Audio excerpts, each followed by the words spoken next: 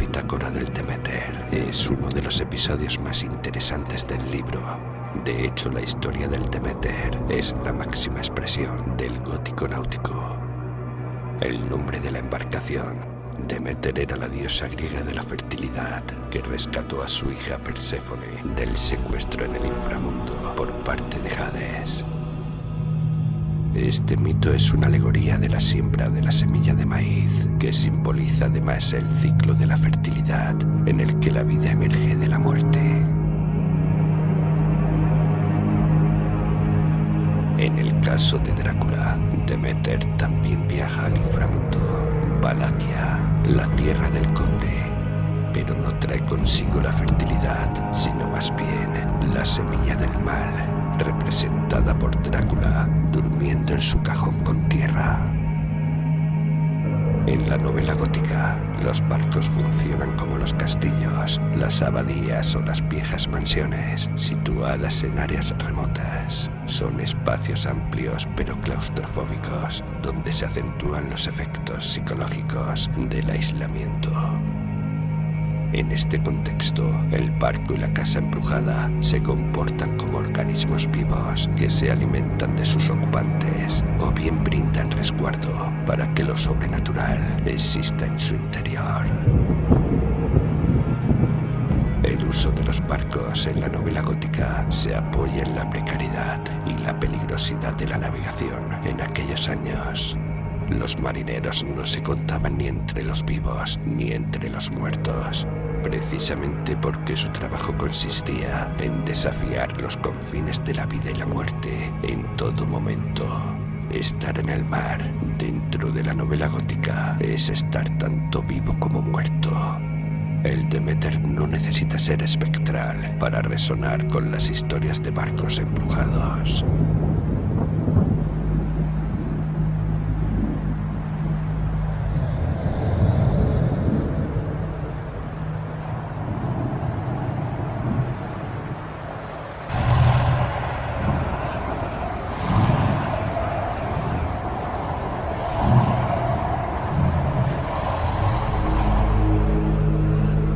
Bram Stoker investigó varios casos escabrosos para el episodio del Demeter. Por ejemplo, el naufragio del St. John frente a las costas de Massachusetts en 1849, en el que 145 emigrantes irlandeses perdieron la vida.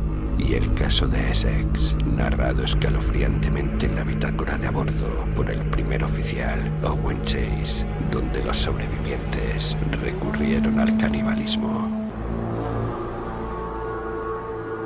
Bram Stoker también se interesó en el Mary Celeste, un barco descubierto en 1872, intacto, pacíficamente abandonado, como si la tripulación simplemente se hubiese arrojado al mar. Y en la leyenda del holandés volador, un barco maldito que acecha eternamente en el Cabo de Buena Esperanza, condenado a no volver a casa ni a llegar a su destino colonial. El holandés volador, entonces, no puede volver a unirse a la tierra, ni puede hundirse. Es como vampiro, existe ni vivo ni muerto. En Drácula, el Demeter ocupa un estado de existencia similar al de los no muertos. Cuando por fin se reencuentra con la tierra, no es un regreso sereno a la seguridad, sino un naufragio violento que desata el reinado del terror de Drácula. El conde Drácula contrata al Demeter para que transporte sus cajas de tierra y, sin que la tripulación lo sepa, a sí mismo al puerto de White Bay. Cada noche Drácula emerge para chupar la sangre de la tripulación. Durante los primeros 9 días, el conde parece contenerse un poco, alimentándose pero sin matar, probablemente para no quedarse sin recursos durante el viaje. Pero al 10º día, los tripulantes comienzan a desaparecer.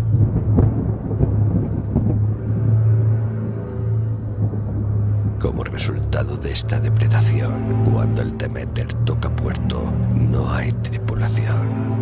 El periódico local realiza un informe de este episodio.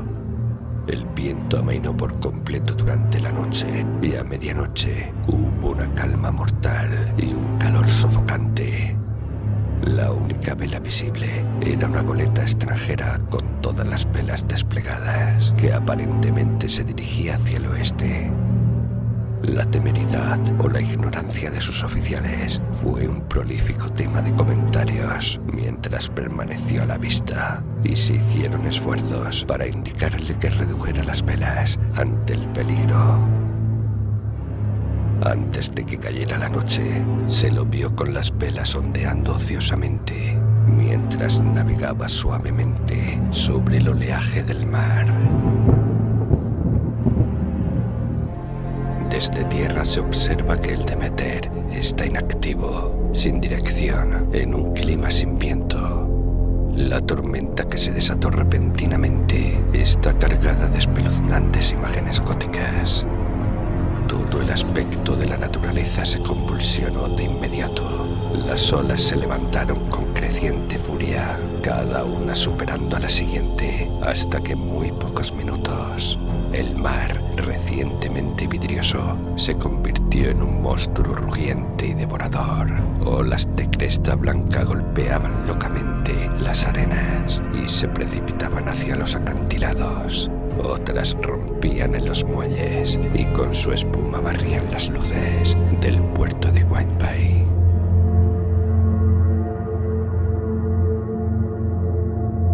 El viento rugía como un trueno y soplaba con tanta fuerza que era difícil que incluso los hombres fuertes se mantuvieran erguidos. Masas de niebla marina se precipitaron sobre el puerto como nubes blancas, húmedas y frías. Bastaba un pequeño esfuerzo de la imaginación para pensar que los espíritus de los perdidos en el mar estaban tocando a sus hermanos vivos con las manos sudorosas de la muerte. Y muchos se estremecieron cuando las coronas de niebla marina pasaron. La cita de la balada del viejo marinero de Samuel Taylor Coleridge, obra en la que los vivos se juegan el alma en una partida de dados con los muertos a bordo de un barco que solo es visible al atardecer, contribuye a dar un sentido de autenticidad al artículo periodístico al vincularlo a una historia literaria que realmente existe en el mundo fuera del texto. El lector entiende rápidamente la sugerencia. Las fuerzas sobrenaturales en el poema de Coleridge son análogas a la historia del Demeter. El cronista del Whitebay Telegraph no sabe que había un vampiro a bordo del Demeter. El lector sí. El énfasis en la apariencia fantasmal de la niebla también señala el control que Drácula ejerce sobre el Demeter en este punto. Un manto que oculta el barco desde su partida del Báltico y el repentino cambio de viento que lo empuja milagrosamente a través de la estrecha entrada del puerto de Whitebay. Por supuesto, la niebla que cubre el Demeter, que parece moverse con nosotros, es creación de Drácula. Solo Dios puede guiarnos en la niebla, y Dios parece habernos abandonado. Anota de este modo el capitán.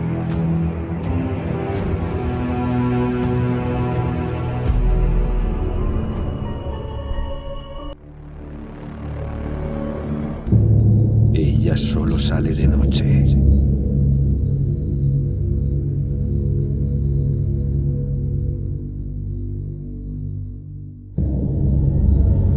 En esta parte del país la gente piensa que Doc Jude lleva magia en su cartera de cuero negro. Es así de bueno. Desde que perdí la pierna en el aserradero, he sido de utilidad en el lugar de trabajo de Jude. Por ejemplo, cuando Doc recibe una llamada nocturna después de un día realmente duro, cuando está demasiado cansado para conducir. En fin, creo que se entiende. Con la pierna de plástico que Doc me consiguió con un descuento, puedo estampar el pedal sin problemas, mientras Doc entra a una granja para entregarle una medicina a una abuela. Me siento en el auto y los escucho hablar sobre lo inteligente que es el viejo Doc. En el condado de Gropa le dirán que Doc Judd puede manejar cualquier asunto y no le mentirán. No obstante, me pregunto qué pensarían de la forma en que Doc manejó el asunto de su único hijo, quien se enamoró de una vampira.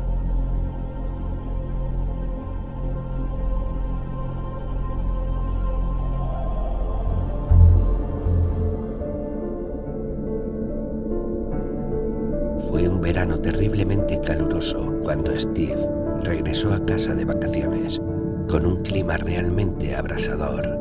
Quería llevar a su padre y ayudarlo con los quehaceres, pero Doc dijo que después del primer año de medicina, cualquiera merecía unas vacaciones.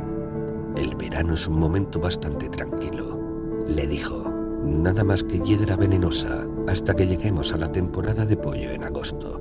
Además, no querrás expulsar al viejo Tom de su trabajo, ¿verdad? No, Stevie, simplemente quiero que disfrutes tu tiempo libre. Steve asintió y se fue. Aproximadamente una semana después, comenzó a llegar a casa a las 5 o 6 de la mañana. Dormía hasta las 3 de la tarde, holgazaneando, durante un par de horas, y a las 8:30 comenzaría la rutina otra vez. Cosas de muchachos, ya saben, quizás alguna muchacha. A Doc no le gustó, pero había criado al niño con una mano agradable y no dijo nada, pero el viejo Tom Butinsky, yo, era diferente.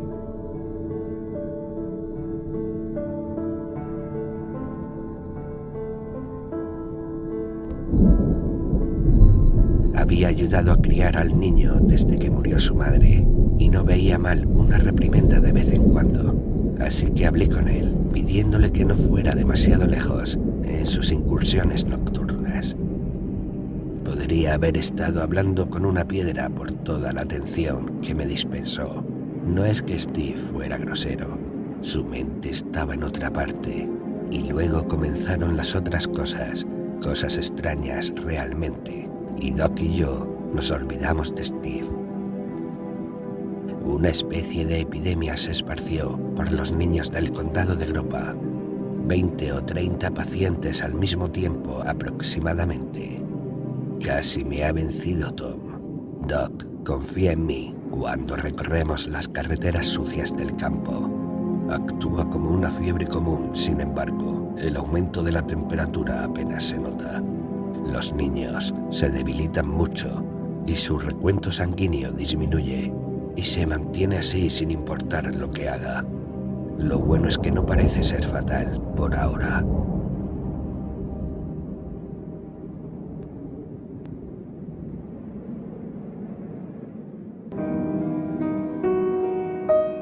Cada vez que hablaba de eso, sentía una punzada donde mi muñón se unía a la pata de plástico.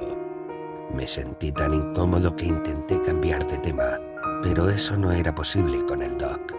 Se había acostumbrado a pensar en sus problemas, hablando conmigo, y esta epidemia le pesaba bastante. Había escrito a un par de universidades para pedir consejo, pero no parecían ser de mucha ayuda, y todo el tiempo los padres de los niños esperaban que él sacara un milagro envuelto en celofán de su pequeña bolsa negra, porque, como dijeron en el condado de Gropa, no había nada que pudiera salir mal con un cuerpo humano que Doc Judd no pudiese encargarse de una forma u otra. Pero los niños se debilitan cada vez más. Lo vi llorar a Doc al sentarse de noche revisando los últimos libros y revistas médicas que había ordenado en la ciudad. Por lo que pude ver, no encontró nada sobre el asunto, así de grave era la cosa, y luego trajo a casa el pañuelo.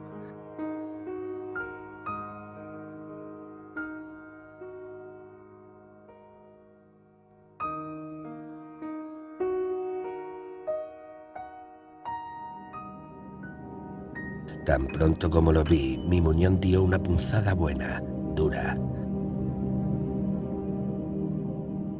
Era un pañuelo pequeño y elegante, todo de lino bordado y bordes de encaje. ¿Qué piensas, Tom? Encontré esto en el piso de la habitación de los niños de los Stokes. Ni Betty ni Willy tienen la idea de dónde vino. Por un momento pensé que podría tener una forma de localizar la fuente de infección. Pero esos niños no mentirían. Si dicen que nunca lo vieron antes, entonces es así.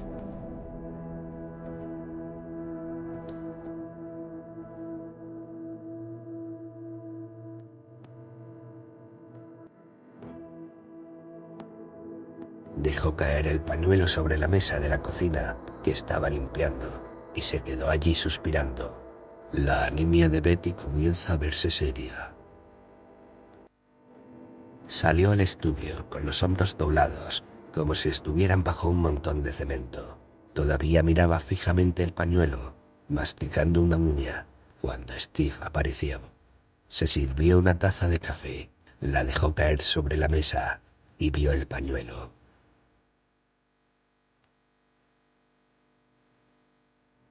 «Hola», dijo.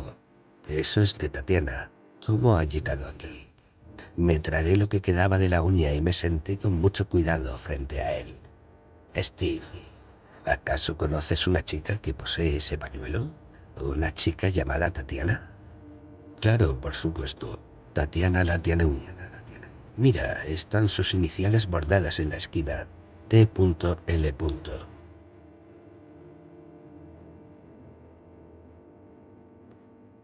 Ella es descendiente de la nobleza rumana. La familia se remonta a unos 500 años. Me voy a casar con ella». «¿Ella es la chica que has estado viendo todas las noches durante el último mes?» Él asintió. «Ella solo sale de noche. Odia el resplandor del sol. Ya sabes, es una chica poética, romántica, y es tan hermosa». Durante la siguiente hora me quedé sentado y lo escuché. Me sentía cada vez más enfermo, porque yo también soy rumano, por el lado de mi madre, y sabía por qué había estado recibiendo esas punzadas en mi muñón. Ella vivía en el municipio de Brasket, a unas 12 millas de distancia. Tom se había encontrado con ella una noche, cuando su convertible se había averiado. Él la había llevado hasta su casa. Acababa de alquilar la antigua mansión Mead. El muchacho se había enamorado de ella, con anzuelo, hilo y toda la maldita caña de pescar. Muchas veces, cuando él llegaba para una cita, ella estaba fuera, conduciendo por el campo, en el aire fresco de la noche, y él tenía que esperarla, jugando cribbage con su criada, una vieja rumana con cara de pájaro. Una o dos veces había tratado de ir tras ella en su coche de carreras, pero eso le había causado problemas. Cuando ella quería estar sola, era mejor no molestarla. Y eso fue todo realmente. La esperaba noche tras noche, pero cuando regresaba, según Steve, ella sabía compensarlo.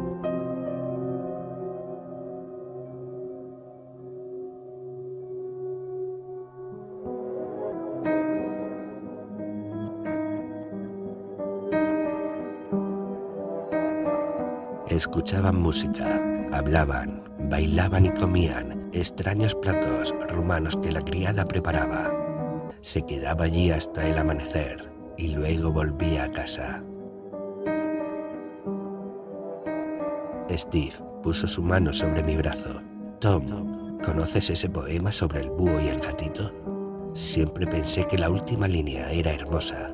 Bailaron a la luz de la luna. Así será mi vida con Tatiana. Al menos eso espero. Todavía tengo problemas para convencerla. Solté un largo suspiro. ¿De verdad, Stevie? ¿Casarse con una chica así? Cuando vi sus ojos me interrumpí, pero fue demasiado tarde. ¿Una chica así? ¿Qué demonios quieres decir, Tom? Ni siquiera la has conocido. Traté de salir del tema, pero Steve no me dejó. Estaba realmente dolorido. Entonces pensé que lo mejor era decirle la verdad.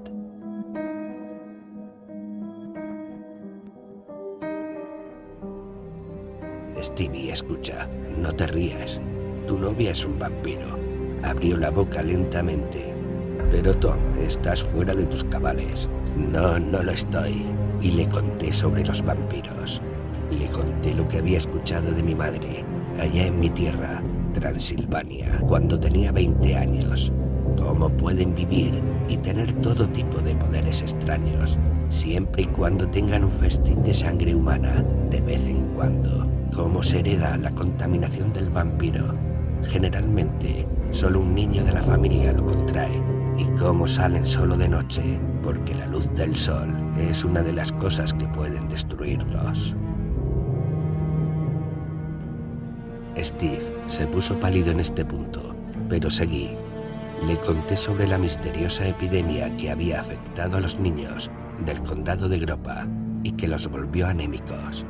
Le conté que su padre encontró el pañuelo en la casa de los Stopes, cerca de 2 de los niños más enfermos. Se lo dije, pero de repente estaba hablando conmigo mismo. Steve salió a la cocina.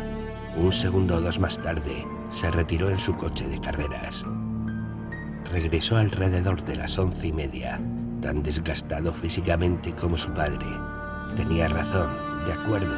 Cuando despertó a Tatiana y le preguntó directamente, ella se derrumbó y lloró un par de cubos llenos. Sí, ella era un vampiro, pero solo había cedido a la sed hace un par de meses. Había luchado hasta que su mente comenzó a resquebrajarse. Entonces descubrió que podía hacerse invisible y así había atacado a los niños. Tenía miedo de los adultos. Podrían despertarse y atraparla, creía. De hecho, había atacado a varios niños a la vez para que ninguno perdiera demasiada sangre, solo que el deseo se había vuelto más fuerte.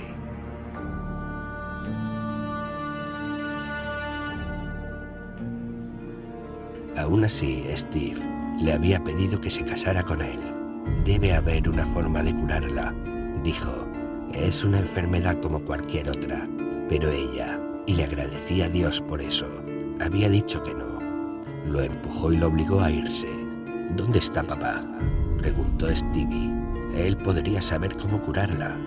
Le dije que su padre debía haberse ido al mismo tiempo que él y que aún no había regresado. Entonces, los dos nos sentamos y meditamos sobre el tema. Cuando sonó el teléfono, ambos casi nos caímos del sillón. Steve respondió y lo escuché gritar por la boquilla. Corrió hacia la cocina, me agarró del brazo y me arrastró hasta su coche. Era la criada de Tatiana, me dijo mientras salíamos a toda velocidad por la carretera. Ella dice que Tatiana se puso histérica después de que me fui y hace unos minutos se fue en su descapotable. No dijo a dónde iba. Magda dice que cree que Tatiana va a suicidarse.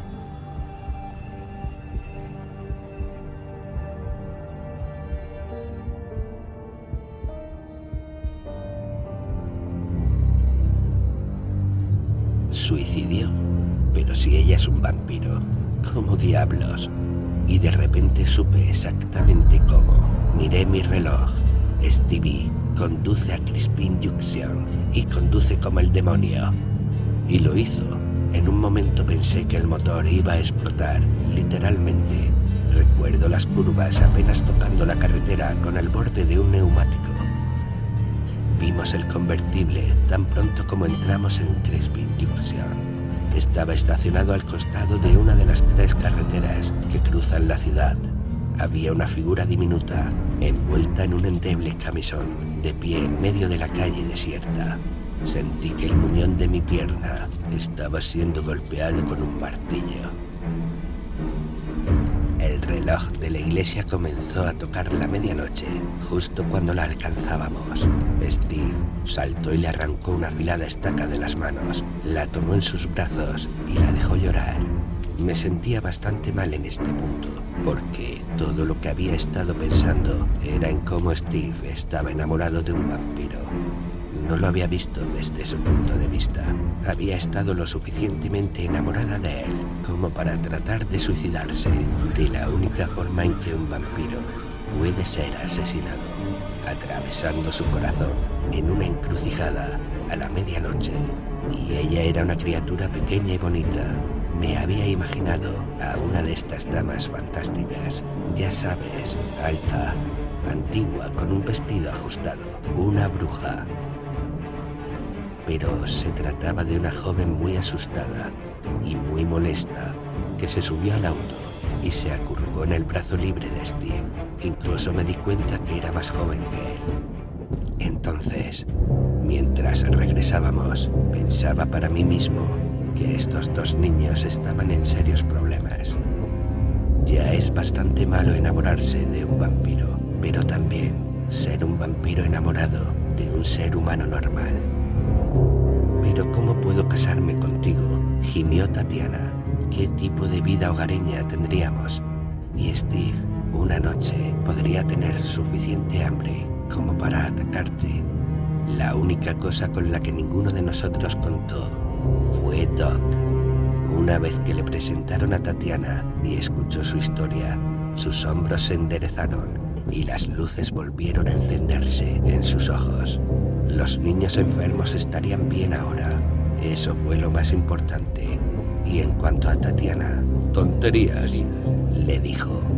«El vampirismo podría haber sido una enfermedad incurable en el siglo XV, pero estoy seguro que se puede manejar en el siglo XX. Primero, esta vida nocturna apunta a una posible alergia a la luz solar y quizás a un toque de fotofobia. Gafas por el momento, mi niña, y veremos qué hacemos con las inyecciones de hormonas. La necesidad de consumir sangre, sin embargo, presenta un problema algo mayor, pero lo resolvió.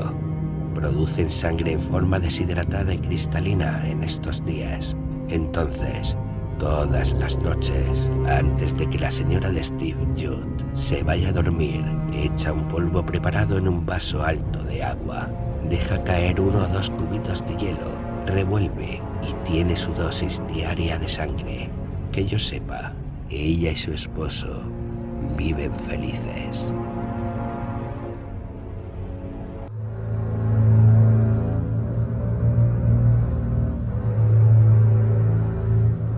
El origen de la enemistad entre vampiros y hombres lobo.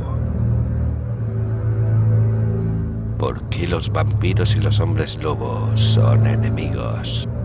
En principio hay que decir que la rivalidad entre vampiros y hombres lobo está fuertemente arraigada en el cine de terror, pero completamente ausente de la literatura. De hecho, no hay relatos clásicos que utilicen este recurso. Sin embargo, lo que sí existen son leyendas, por cierto muy antiguas, sobre la enemistad entre vampiros y hombres lobo. Para conocer el origen de esa rivalidad, es necesario dejar de lado las creencias actuales sobre el tema. Así como los vampiros siempre fueron vistos como criaturas diabólicas, los hombres lobo disfrutaron de una excelente reputación hasta bien entrada la Edad Media, donde la visión que se tenía sobre ellos cambió radicalmente. Hasta entonces, los licántropos eran considerados aliados del bien y por tanto enemigos de los vampiros. Es frecuente que, al referirse a los hombres lobo, pensemos rápidamente en la Edad Media, donde se creía que las brujas y nigromantes podían convertirse en lobos tras firmar un pacto con el diablo. En este sentido, los licántropos pasaron a ser aliados de Lucifer y por lo tanto perseguidos por la Santa Inquisición. Pero esto no siempre fue así. Los hombres lobo no siempre se opusieron a la Iglesia. De hecho, trabajaron para ella en muchas ocasiones. El primer registro de esa relación se produjo en el año 617 después de Cristo. Una manada de licántropos entró en un antiguo monasterio romano, sobre el cual luego se levantaría el monasterio de San Giovanni. A pesar de que pudo haber sido una verdadera carnicería, solo 3 monjes fueron atacados y el resto no sufrió daño alguno. Estas 3 víctimas estaban siendo procesadas por diversos actos de herejía, entre ellas la de convertirse en vampiros mediante la utilización de la magia negra.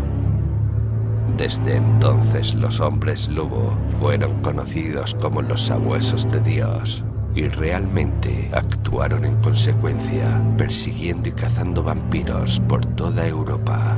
A tal punto, los hombres lobo eran bien vistos por las autoridades religiosas, que incluso varios santos ejercieron la potestad de convertir a alguien en lobo y de ese modo convertirlo también en un guerrero de la fe.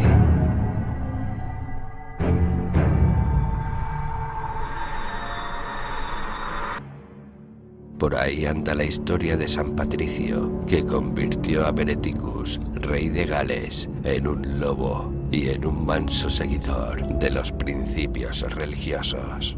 Y la de San Natalis de Ulster, que condenó a una familia irlandesa a vagar por los bosques como lobos y servir a la iglesia durante 7 años. Desde la perspectiva de los vampiros, es lógico suponer que los hombres lobo se transformaron en sus enemigos naturales. No deja de ser curioso que, durante la Edad Media, donde los vampiros y los hombres lobo eran perseguidos por igual, la enemistad entre ambas razas continuase vigente. En general, los agentes del mal, como las brujas, los hechiceros y los nigromantes, eran aliados entre sí, es decir, respetaban el mismo orden jerárquico, siendo Satanás el líder supremo. Pero esto no ocurre con los vampiros y los hombres lobo. En la Edad Media, las leyendas generalmente los consideran enemigos acérrimos. Por cierto que ambas razas, según la leyenda, respondían ante el maligno, pero la relación entre ellas estaba rota y no era infrecuente que hubiese conflictos de toda índole. Otro dato interesante respecto de la enemistad entre los vampiros y los hombres lobo se encuentra en un juicio realizado a Thais de Kaltenbrunn, acusado de ser un licántropo en Livonia en el año 1692. Thais, de 80 años, confesó ser un hombre lobo, pero negó las acusaciones de brujería y sostuvo que los licántropos no son monstruos ni agentes del mal, sino criaturas al servicio de Dios. Según el acusado, los hombres lobo forman parte de las huestes del bien desde tiempos inmemoriales y una de sus principales ocupaciones es dar caza a los vampiros, súcubos e incubos. Thais fue uno de los pocos licántropos que echó algo de luz sobre la agenda de los hombres lobo en términos de sabuesos de Dios. Sostuvo además que sus almas no estaban condenadas, sino todo lo contrario, que ascenderían al cielo cuando murieran, siempre y cuando cumplieran con su deber: exterminar a los vampiros de la faz de la tierra. En este punto es justo pensar que los vampiros no se quedaron de brazos cruzados. La evidencia más clara de su triunfo es que los licántropos también comenzaron a ser perseguidos por la Iglesia.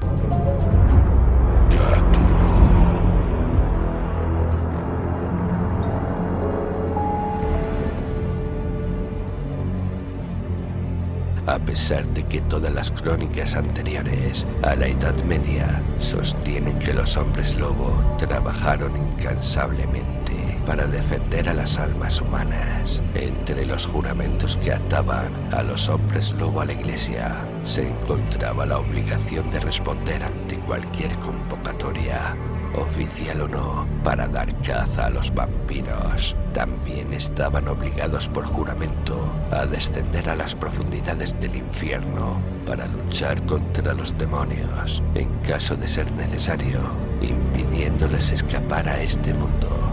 Al contrario de lo que ocurre con los vampiros, que siempre fueron vistos como agentes del mal, la reputación de los hombres lobo fue cambiando a lo largo del tiempo.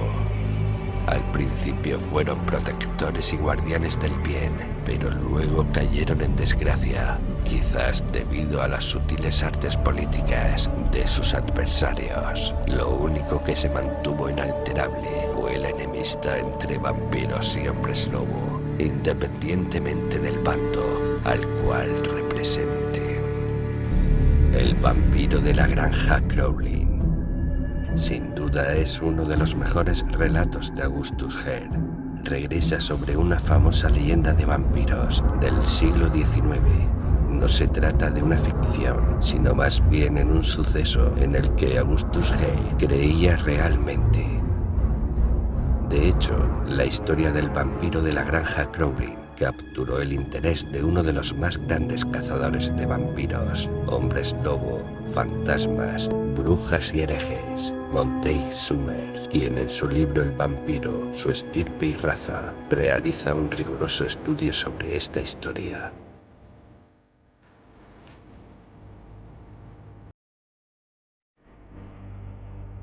El capitán Fisher nos contó esta historia extraordinaria, conectada con su propia familia.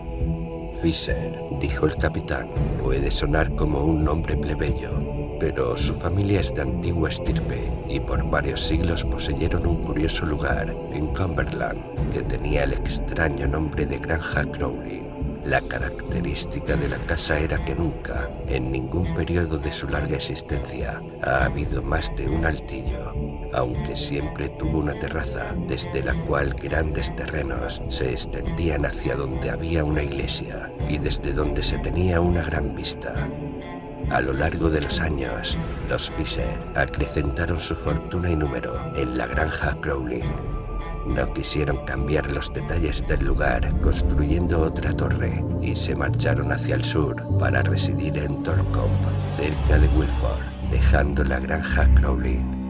Los Fisher fueron afortunados con sus inquilinos, 2 hermanos y una hermana. Ellos escucharon sus encomiables palabras acerca de todos los cuartos. Sus vecinos eran buenos y gentiles y les dieron una gran bienvenida. Por su parte, los nuevos inquilinos se vieron muy a gusto en la nueva residencia. Era como si la granja Crowley hubiese sido hecha para ellos.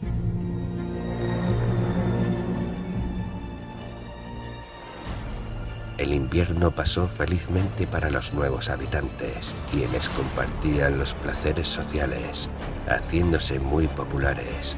Al otro verano hubo un día muy particular, de terrible calor, casi insoportable. Los hermanos estaban bajo un árbol con sus libros, habían cenado temprano y se sentaron en el porche, disfrutando del aire fresco de la noche. Y observaron la puesta del sol y la salida de la luna sobre las copas de los árboles que separaban los campos del cementerio de la iglesia. Cuando se separaron por la noche, cada uno se retiró a su cuarto en la planta baja. No había escaleras en esa casa. La hermana sintió que el calor era tan intenso que no podía dormir. Y habiendo trabado su ventana, apoyada en la almohada, se quedó viendo la espléndida belleza de esa noche.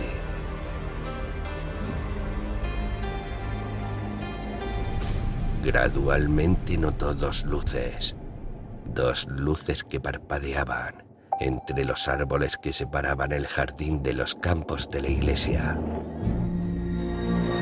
Entre los árboles, y a medida que su vista se posó en ellas, las vio emerger y componerse en una sustancia oscura, horrible, que parecía acercarse más y más, aumentando el tamaño a medida que se aproximaba. Durante algunos momentos se perdía entre las sombras que se extendían por el jardín desde los árboles, y luego volvía a aparecer, más grande que antes y aún avanzando. Mientras observaba, el más incontrolable horror se apoderó de ella. Intentó salir, pero la puerta estaba cerrada y la ventana también, y aún la cosa se acercaba hacia ella. Trató de gritar, pero su voz estaba paralizada, su lengua pegada al paladar. Ella nunca pudo explicarlo. El terrible objeto parecía volverse sobre un lado, como si fuera a rodear la casa. Inmediatamente ella saltó de la cama y acometió contra la puerta. Y mientras trataba de destrabarla, comenzó a escuchar scratch, scratch contra la ventana, arañar, arañar contra la ventana, y vio un horrible rostro marrón con ojos ardientes que la miraba. Aterrorizada regresó a la cama, pero la criatura continuaba rascando la ventana. Scratch, scratch. Sintió una especie de alivio cuando se convenció de que la ventana estaba bien cerrada desde el interior. Súbitamente el rasqueteo cesó y se escuchó una especie de sonido como de picotazo. Luego, en su agonía, se dio cuenta que la criatura estaba picando la unión de los vidrios. El ruido continuó y un panel de vidrio cayó dentro de la habitación. Luego el largo y huesudo dedo de la criatura ingresó y giró la manija de la ventana. La misma se abrió y la criatura entró en la habitación, y el terror de la chica fue tan intenso que no pudo gritar. La criatura entrelazó sus largos dedos en el cabello de ella y comenzó a arrastrarla por la cama.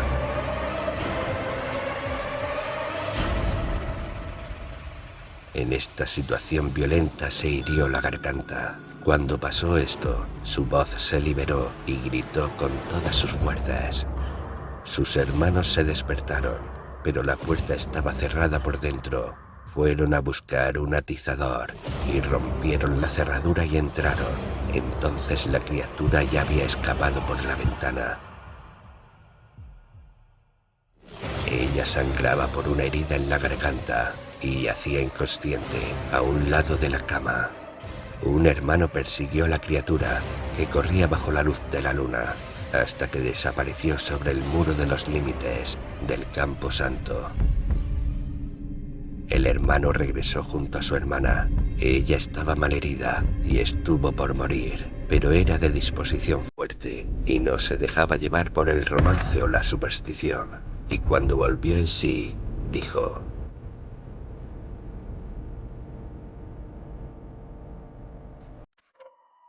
«Lo que pasó fue extraordinario y estoy herida. Me parece inexplicable. Debe ser que algún lunático ha escapado de un asilo y ha venido hasta aquí». La herida curó, ella se recompuso, pero el doctor que fue a atenderla no podía creer que se hubiese recuperado de tan terrible shock tan fácilmente, e insistió que ella tenía que cambiar de paisaje, así que su hermano la llevó a Suiza. Siendo una chica sensible, se interesó por las novedades locales. Secó plantas, hizo dibujos, escaló montañas y cuando llegó el otoño, fue quien urgió a sus hermanos de regresar a la granja Crowley. «La tenemos desde hace 7 años», dijo, «y solo hemos estado allí 1. Siempre hemos tenido dificultades para encontrar casas, con solamente un alto. Así que será mejor que regresemos. Los lunáticos no se escapan todos los días».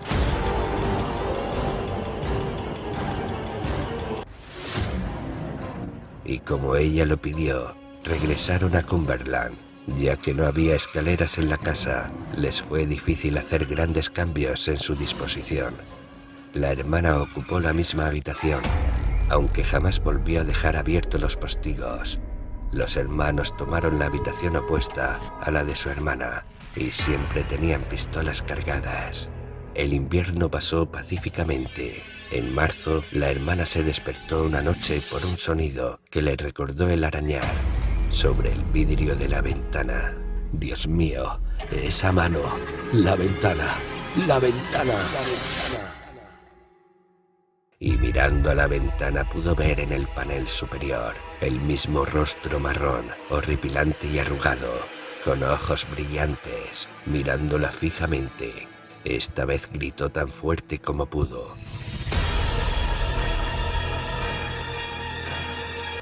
Sus hermanos salieron del cuarto con las armas en la mano y vieron que la criatura huía por el jardín. Uno de ellos hizo fuego y le dio en una pierna, pero la cosa siguió corriendo hacia la pared de la iglesia, donde desapareció dentro de una bóveda que perteneció a una familia que habíase extinto hacía mucho tiempo. Al día siguiente, los hermanos llamaron a todos los inquilinos de Crowley y se dispusieron para abrir la bóveda. Una horrible escena se reveló La bóveda estaba repleta de cajones, todos rotos, y sus contenidos horriblemente despedazados y desfigurados, esparcidos en todo el piso del lugar. Un solo ataúd permanecía intacto. Levantaron la tapa y ahí estaba, marrón, reseco, arrugado, momificado, pero aún entero, la misma horripilante figura que se veía por la ventana de Crowley, con la marca de un reciente disparo en la pierna. Entonces, hicieron lo único que podía hacerse con un vampiro. Lo quemaron.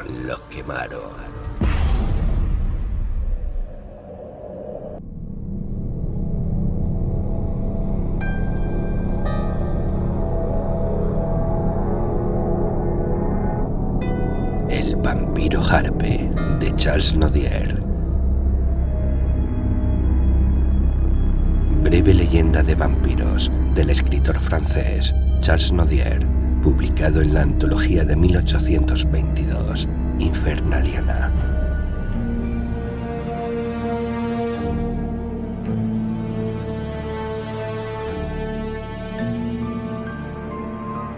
Un hombre que se llamaba Harpe ordenó a su mujer que le enterrase, después de morir, delante de la puerta de la cocina, a fin de que pudiera ver mejor lo que ocurría en la casa. La mujer cumplió fielmente lo que le había ordenado y después de la muerte de Harpe se le vio a menudo por la vecindad. Mataba a los obreros y molestaba de tal modo a los vecinos que nadie osaba habitar las casas que rodeaban la suya. Un hombre llamado Olaus fue lo bastante atrevido para atacar a este espectro. Le asestó una lanzada y dejó el arma en la herida. El espectro desapareció y al día siguiente, Olaus abrió la tumba del muerto.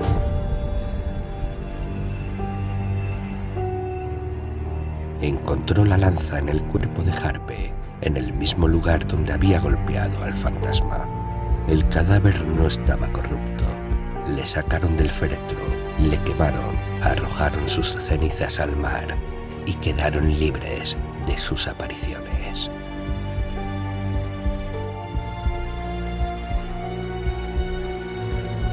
En este episodio de nuestro podcast hacemos un pequeño homenaje a Drácula de Bram Stoker por el Día Mundial de Drácula. ¿Quién convirtió a Drácula en vampiro? Una de las pocas cosas que me molestó la primera vez que leí la novela de Bram Stoker, Drácula, fue que no se explicara cómo el conde se convirtió en vampiro. Tiempo después, advertí que el autor sí lo había explicado, pero de manera coherente con la estructura de la novela. Drácula es una novela epistolar, es decir, todo el texto es un conjunto de cartas, documentos, entradas de diario, grabaciones. De modo que lo poco que sabemos sobre Drácula viene del lado de los buenos. Y estos, con excepción de Van Helsing, no son eruditos en lo sobrenatural. Sin embargo, la explicación está claramente allí. Y hasta donde recuerdo, esta nunca fue llevada a ninguna adaptación cinematográfica. Pero entonces, ¿quién convirtió a Drácula en vampiro? Antes de llegar a este punto, debemos profundizar en el personaje, su contexto y sus habilidades como vampiro. Las habilidades de Drácula son legendarias, pero también inusuales en comparación con la forma en que se representaba a los vampiros antes de la novela de Bram Stoker. El conde es un aristócrata que reside en un castillo en ruinas en Transilvania. Es inmortal, posee la fuerza de 20 o más hombres, puede cambiar de forma a voluntad y controlar murciélagos y lobos. Sus debilidades incluyen el miedo a la cruz y la exposición a la luz solar. Estos son elementos que serán importantes más adelante. Además, Drácula se alimenta de la sangre de los vivos para sustentar su propia existencia. Y también tiene el poder de convertir a los mortales en vampiros, como bien sabe Jonathan Harker cuando se convirtió en prisionero de Drácula. el conde mantiene a 3 vampiresas en su castillo. También convirtió a Lucy Westenra cuando se mudó a Inglaterra e intentó hacer lo mismo con la esposa de Harker, Mina. Pero si Drácula puede convertir a las personas en chupasangres como él, ¿quién diablos comenzó el ciclo convirtiendo a Drácula en vampiro? En primer lugar, debemos olvidarnos de la adaptación de Coppola de 1992, la cual llevó el origen del conde Drácula como vampiro a alturas operísticas. Indignado porque el alma de su esposa, Elisabetta, se le niega la entrada al cielo porque se suicidó, Drácula renuncia a Dios y le declara la guerra con todas las potestades de las tinieblas. Entonces, mágicamente, se convierte en vampiro. Curiosamente, esto no está tan alejado de la verdad. Quiero decir, el tema de la magia. Aunque en la versión de Coppola, Drácula se convierte en vampiro como un indeseable efecto secundario de su amor eterno por Elisabetta. Nada de todo esto está presente en la novela. Ni Drácula está enamorado, ni Mina es la reencarnación de Elisabetta. De hecho, no hay Elisabetta. Si bien el Drácula de la novela no es la versión de ultratumba de Vlad Tepes, como mucha gente todavía cree. Es decir, no es Tepes convertido en vampiro, sí que tomó algunos elementos prestados del Empalador, como su inteligencia y su crueldad. Pero lo cierto es que el personaje tiene más diferencias que similitudes con el Vlad Tepes histórico. Van Helsing, el más versado en la tradición vampírica, describe la vida pasada de Drácula, es decir, antes de convertirse en vampiro, como un soldado, estadista y alquimista, alguien con un cerebro poderoso y una prodigiosa capacidad de aprendizaje. No había rama del conocimiento de su tiempo que no ensayara. En este punto debemos recordar un par de cosas. Drácula, según Van Helsing, era un alquimista y por lo tanto alguien con conocimientos de lo oculto, un prodigioso alumno en todas las ramas del arte, incluidas por supuesto las artes negras. En Drácula, convertirse en vampiro no parece ser un procedimiento estándar. Hay diferencias en cada caso, algunas sutiles, otras bastante extraordinarias. Además, el propio Drácula es atípico entre los vampiros, ya que estos generalmente son engendrados por otro vampiro. Sin embargo, nada de eso se insinúa en la novela. De hecho, Drácula parece haberse hecho a sí mismo una criatura de la noche y una con poderes especiales que otros vampiros no poseen. En la novela no se explica, pero podemos suponer, en base a los dos casos que se nos presentan, la transformación exitosa de Lucy y la fallida de Mina, en qué consiste el proceso de convertirse en vampiro. Las víctimas quedan hipnotizadas. Acto seguido, Drácula bebe la sangre de su cuello, donde después pueden verse dos pequeños orificios. En este punto, la transformación ha comenzado. Al día siguiente la víctima se despierta pálida, extremadamente cansada y con aspecto enfermo. Aquí los hechos son diferentes para cada una de las dos víctimas que presenta Bram Stoker. En el caso de Lucy Westenra, sus amigos tardan en enterarse de que Drácula se está alimentando de ella, y esto le permite al conde continuar haciéndolo durante varias noches. Lucy despierta cada vez más pálida y agotada. Hacia el final de la transformación, por la noche, ella comienza a verse más saludable y de mejor apariencia, con los dientes más afilados y los labios extremadamente rojos, y luego simplemente muere. Es justo después de la muerte que Lucy se transforma por completo en un vampiro. Durante el día se puede ver a la señorita Lucy como un cadáver, pero por la noche es una vampira terrible que incluso puede moverse con una especie de niebla e inspirar lujuria en los hombres. Con Mina Harker, sus amigos notan los ataques mucho antes. Drácula no puede alimentarse de ella todas las noches, como ocurrió con Lucy. No obstante, la transformación continúa, pero a un ritmo mucho más lento. Esto le permite a Van Helsing observar de cerca su evolución y advertir que, en esta etapa del proceso de transformación en vampiro, las mentes y pensamientos de Mina y Drácula están vinculados y que ese vínculo es más intenso en horas específicas, al amanecer y al atardecer. Mina nunca se convierte por completo en un vampiro, aunque adquiere algunas habilidades y debilidades menores. Cuando los cazadores matan a Drácula, la transformación de Mina se detiene y el proceso se revierte. Esto parece demostrar que la transformación en vampiro, dentro del contexto de la novela de Bram Stoker, no es completamente biológica, sino que incluye otros elementos. Durante una sesión de hipnosis, Mina le dice a Van Helsing que no pudo resistirse y bebió sangre del pecho de Drácula. Bram Stoker se toma muy seriamente el proceso de transformación en vampiro y es absolutamente coherente dentro de su esquema. A partir de estos dos casos, podemos hacer algunas suposiciones. Primero, la transformación en vampiro es un proceso lento y depende de la frecuencia de los encuentros entre la víctima y el vampiro. Segundo, que en estos encuentros la víctima no tiene el control de su cuerpo.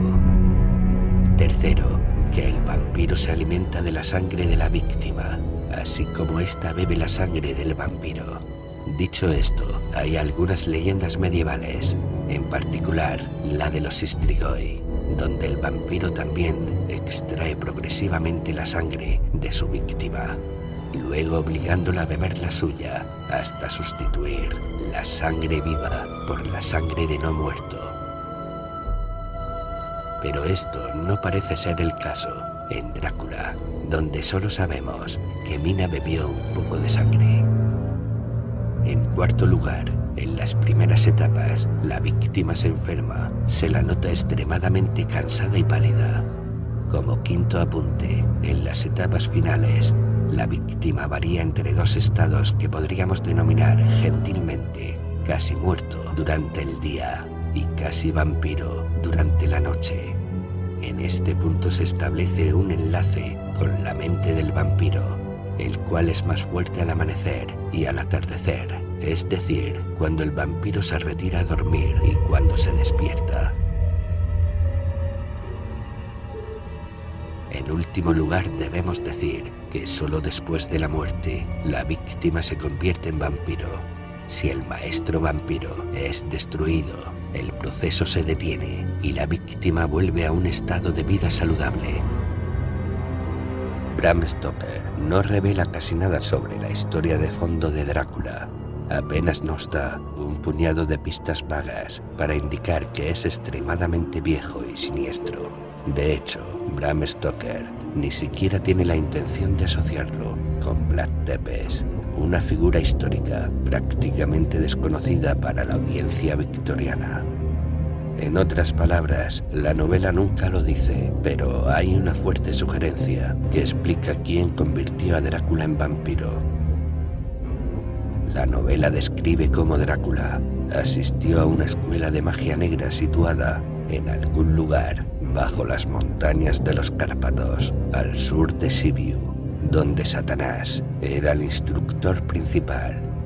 Según la leyenda, uno de cada clase, formada por 13 alumnos excepcionales, los Cholo Monarium, era instruido personalmente por Satanás, e incluso se le daba permiso para montar el Palaur, especie de dragón con el cual era posible controlar el clima. De más está decir que esta era una de las habilidades de Drácula. De hecho, la implicación aquí parece ser que Drácula aprendió a convertirse en vampiro durante sus estudios, o bien fue convertido en uno por Satanás. También hay una tercera posibilidad. Según el folclore transilvano, cuando un hechicero de Solomans, la escuela negra de hechicería, muere, se convierte en vampiro. De modo que en el caso de Drácula, Esto puede haber ocurrido simplemente como un resultado natural de sus estudios. Estas habilidades eran dispensadas por Satanás únicamente a su mejor alumno. ¿Recuerdan a Van Helsing?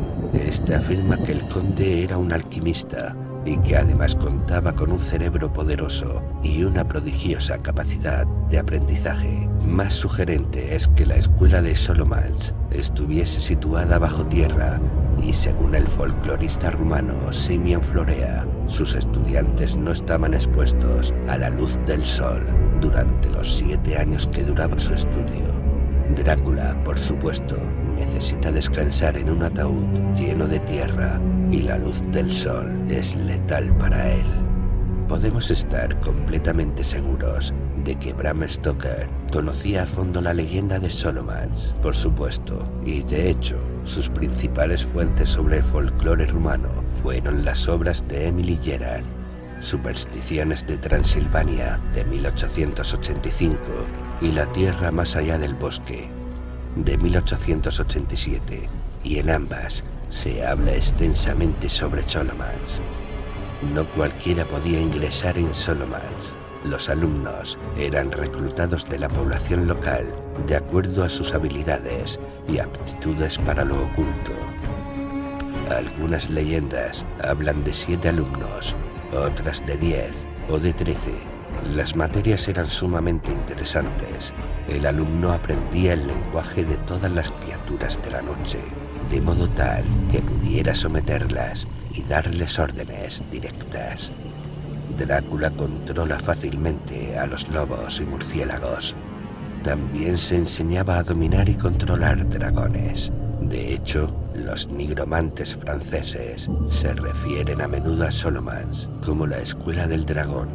Recordemos que el nombre de Drácul significa dragón y Drácula, hijo del dragón.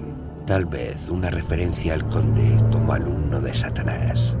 Algunas fuentes agregan que los alumnos de Solomons recibían instrucciones sobre cómo lanzar hechizos mágicos y específicamente sobre cómo controlar el clima, causando tormentas y tempestades, algo en lo que Drácula es experto. Según Emily Gerard, la fuente principal de Bram Stoker, Solomons estaba en un lugar no especificado en lo profundo del Cárpatos, pero el dragón vivía en un pequeño lago en la cima de una montaña al sur de Hermannstadt, en el centro de Rumanía. Con esta leyenda de fondo, volvamos a Drácula. Si bien Van Helsing era un hombre versado en la tradición sobrenatural, no es un experto en vampiros, y mucho menos un erudito en el folclore rumano. Por eso en la novela consulta a un especialista, un sabio húngaro llamado Arminius. Arminius conoce los orígenes de Drácula y le comenta a Van Helsing que el vampiro debe ser ese voivoda, Drácula, que ganó su fama contra los turcos. No se refiere exactamente a Vlad Tepes, sino más bien a un miembro de la familia. Según Arminius, los varones de la familia Drácula asistían a la Solomons, o Escuela del Dragón, y añade que esta institución está situada en un laberinto de cuevas subterráneas debajo de los Cárpatos, donde los alumnos hacían un pacto con el diablo para adquirir conocimientos ocultos. Bram Stoker obviamente vio en la referencia de Gerard una posible explicación de cómo Drácula se convirtió en vampiro, y esta es la única pista que da en cualquier parte de la novela. En su artículo, Emily Gerard habla de Solomons como una escuela donde la gente aprendía los secretos de la naturaleza, el lenguaje de los animales y todos los hechizos mágicos, tal como los enseña el diablo. Solo se admiten 10 eruditos a la vez, y cuando el curso de aprendizaje ha expirado, y 9 de ellos son liberados para regresar a sus hogares, el 10º erudito es retenido por el diablo como tributo a sí mismo. Entonces, Drácula se convirtió en vampiro, según Bram Stoker, durante o después de sus estudios en Solomons.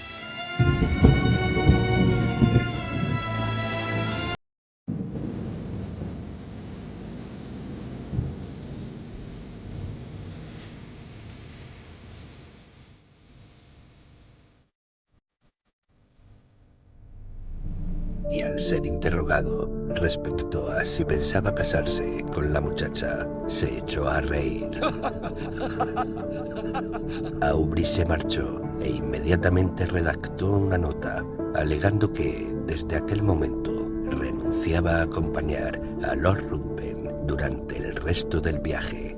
Luego le pidió a su sirviente que buscase otro apartamento y fue a visitar a la madre de la joven, a la que informó de cuánto sabía, no solo respecto a su hija, sino también al carácter de Lord Ruthven.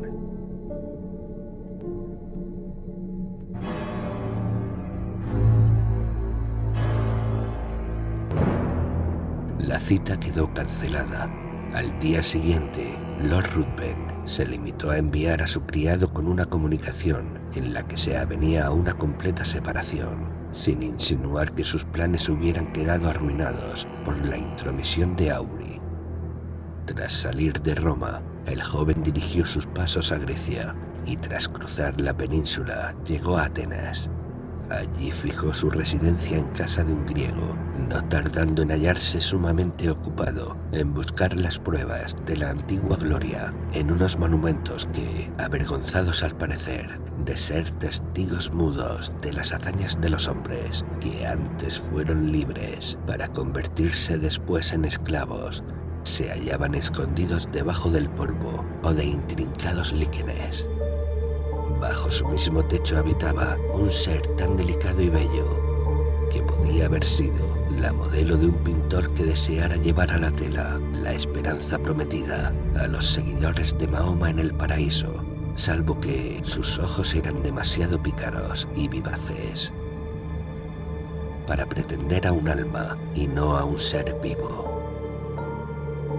Cuando bailaba en el prado o correteaba por el monte, parecía mucho más ágil y veloz que las gacelas, y también mucho más grácil. Era en resumen el verdadero sueño de un epicuro. El leve paso de lance acompañaba a menudo a Aubrey en su búsqueda de antigüedad, y a veces la inconsciente joven se empeñaba en la persecución de una mariposa de cachemira, mostrando la hermosura de sus formas al dejar flotar su túnica al viento, bajo la ávida mirada de Aubrey, que casi olvidaba las letras que acababa de descifrar en una tablilla medio borrada. A veces sus trenzas relucían a los rayos del sol con un brillo sumamente delicado, cambiando rápidamente de matices, pudiendo ello haber sido la excusa del olvido del joven anticuario, que dejaba huir de su mente el objeto que antes había creído de capital importancia para la debida interpretación de un pasaje de Pausanias. Pero, ¿por qué intentar describir unos encantos que todo el mundo veía, mas nadie podía apreciar? Era la inocencia, la juventud, la belleza, sin estar aún contaminadas por los atestados salones, por las salas de baile. Hablaba de los cuentos sobrenaturales de su nodriza.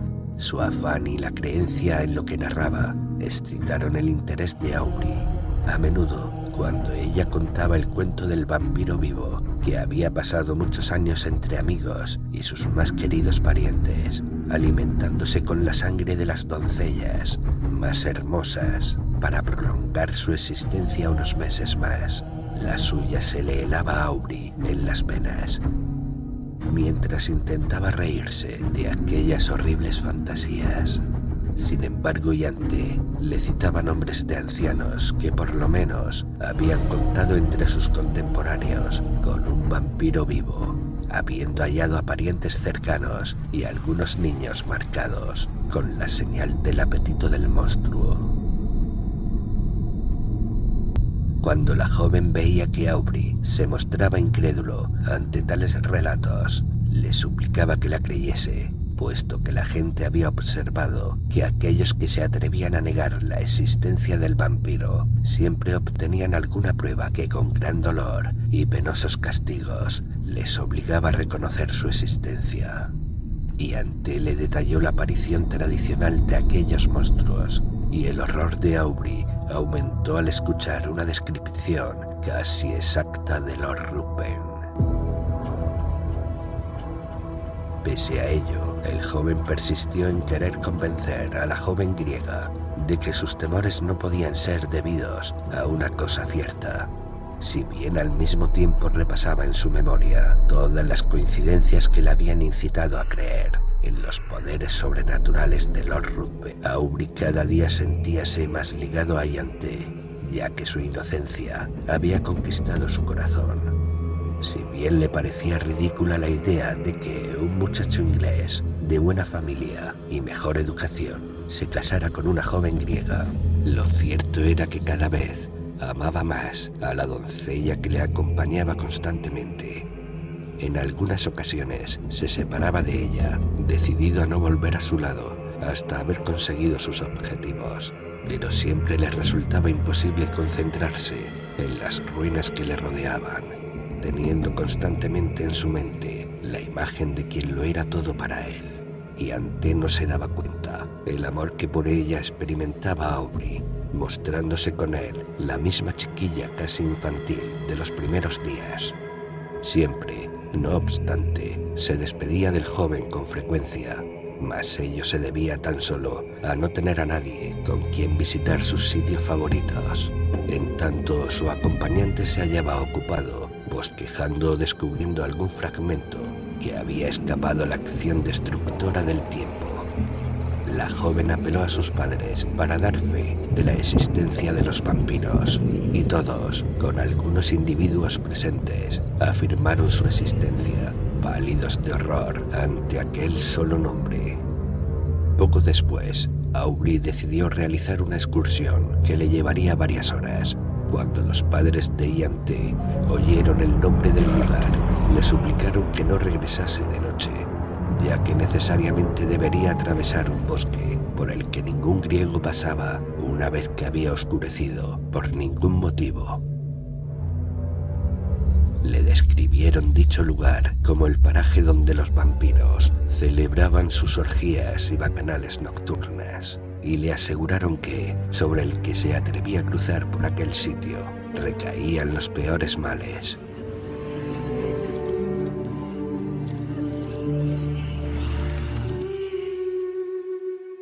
Aubrey no quiso hacer caso de tales advertencias, tratando de burlarse de aquellos temores, pero cuando vio que todos estremecían ante sus risas por aquel poder superior o infernal, cuyo solo nombre le helaba la sangre, acabó por callar y ponerse grave. A la mañana siguiente, Aubrey salió de excursión, según había proyectado. Le sorprendió observar la melancólica cara de su huésped, preocupado a sí mismo al comprender que sus burlas de aquellos poderes hubiesen inspirado tal terror. Cuando se hallaba a punto de partir, Iante se acercó al caballo que el joven montaba. Le suplicó que regresase pronto, pues era por la noche cuando aquellos seres malvados entraban en acción. Aubrey se lo prometió. Sin embargo, estuvo tan ocupado en sus investigaciones que no se dio cuenta de que el día iba dando fin a su reinado y que en el horizonte aparecía una de aquellas manchas que en los países cálidos se convierten muy pronto en una masa de nubes tempestuosas, vertiendo todo su furor sobre el desdichado país. Finalmente montó a caballo, decidido a recuperar su retraso, pero ya era tarde. En los países del sur apenas existe el crepúsculo. El sol se pone inmediatamente y sobreviene la noche. Aubrey se había demorado con exceso. Tenía la tormenta encima.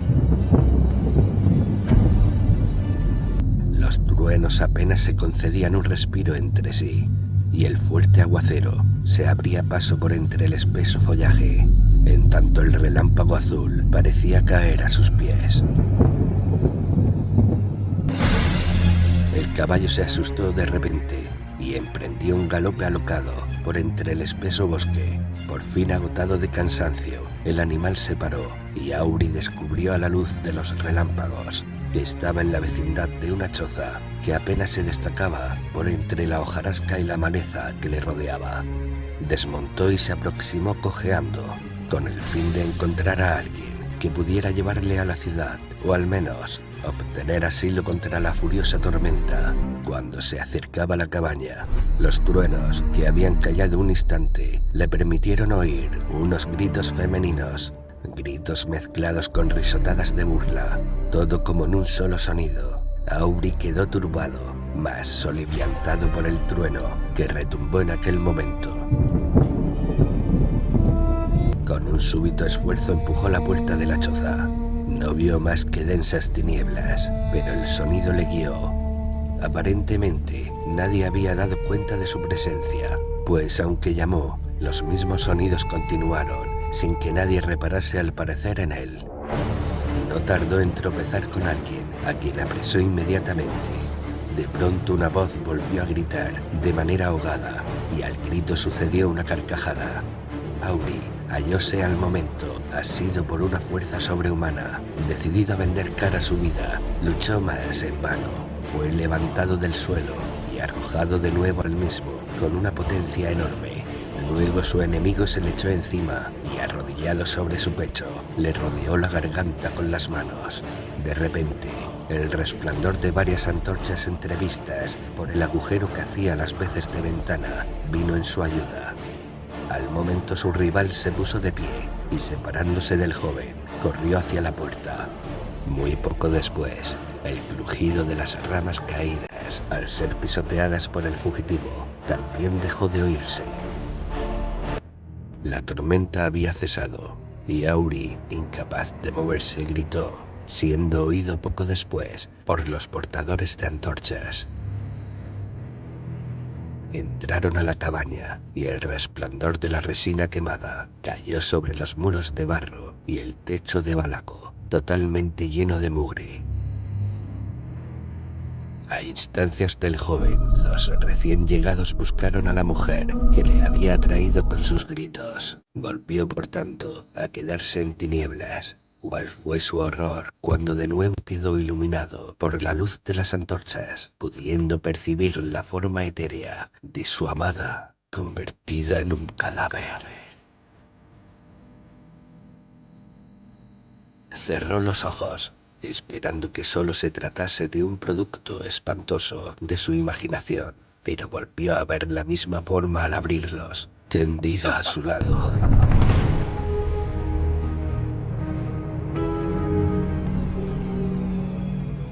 No había el menor color en sus mejillas, ni siquiera en sus labios, y en su semblante se veía una inmovilidad que resultaba casi tan atrayente como la vida que antes lo animara.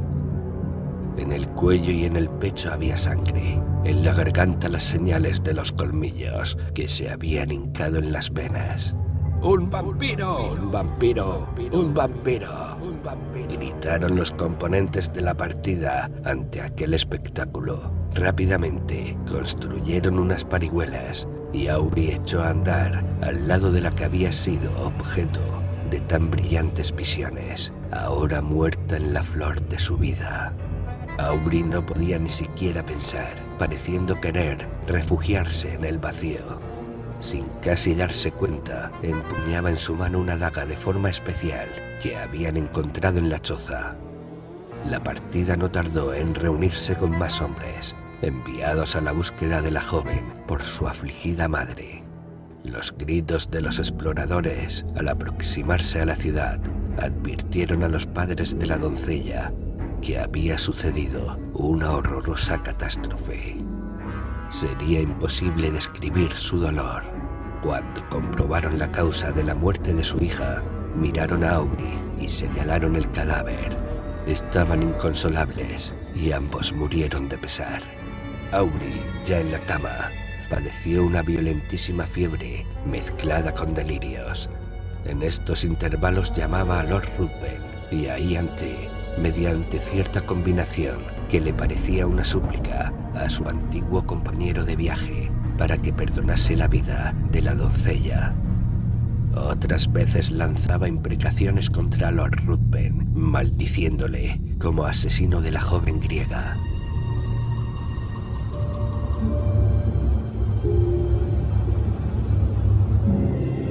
Por casualidad, Lord Ruthven llegó por aquel entonces a Atenas. Cuando se enteró del estado de su amigo, se presentó inmediatamente en su casa y se convirtió en su enfermero particular.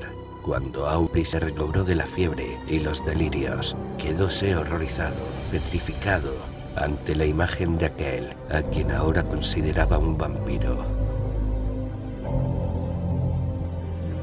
Lord Ruthven, con sus amables palabras, que implicaban casi cierto arrepentimiento por la causa que había motivado su separación, y la ansiedad, las atenciones y los cuidados prodigados a Aubrey, hicieron que éste pronto se reconciliase con su presencia.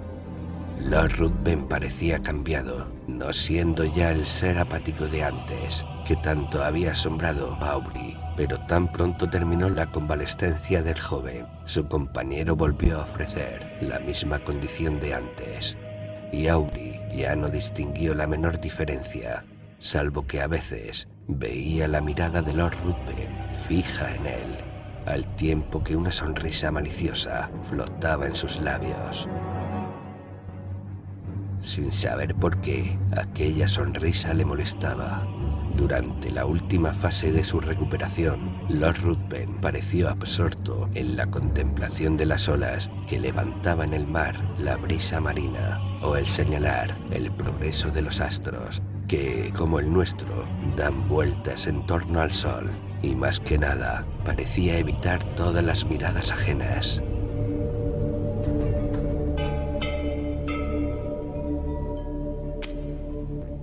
Aubrey, a causa de la desgracia sufrida, tenía su cerebro bastante debilitado y la elasticidad de espíritu, que antes era su característica más acusada, parecía haberle abandonado para siempre. No era tan amante del silencio y la soledad como Lord Ruthven, pero deseaba estar solo, cosa que no podía conseguir en Atenas. Si se dedicaba a explorar las ruinas de la antigüedad, el recuerdo de Iante a su lado le atosigaba de continuo. Si recorría los bosques, el paso ligero de la joven parecía corretear a su lado, en busca de la modesta Violeta. De repente, esta visión se esfumaba y en su lugar veía el rostro pálido y la garganta herida de la joven, con una tímida sonrisa en sus labios. Decidió rehuir tales visiones que en su mente creaban una serie de amargas asociaciones. De este modo le propuso a Lord Ruthven, a quien sentíase unido por los cuidados que aquel le había prodigado durante su enfermedad, que visitasen aquellos rincones de Grecia que aún no habían visto. Los dos recorrieron la península en todas las direcciones, buscando cada rincón que pudiera estar unido a un recuerdo. Pero, aunque lo exploraron todo, nada vieron que llamase realmente su interés. Oían hablar mucho de diversas bandas de ladrones, mas gradualmente fueron olvidándose de ellas, atribuyéndolas a la imaginación popular o a la invención de algunos individuos cuyo interés consistía en excitar la generosidad de aquellos a quienes fingían proteger de tales peligros.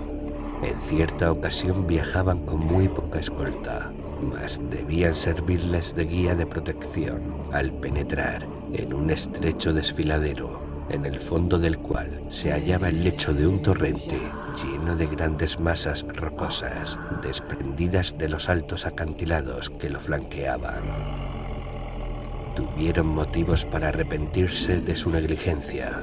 Apenas se habían adentrado por paso tan angosto cuando se vieron sorprendidos por el silbido de las balas que pasaban muy cerca de sus cabezas y las detonaciones de varias armas.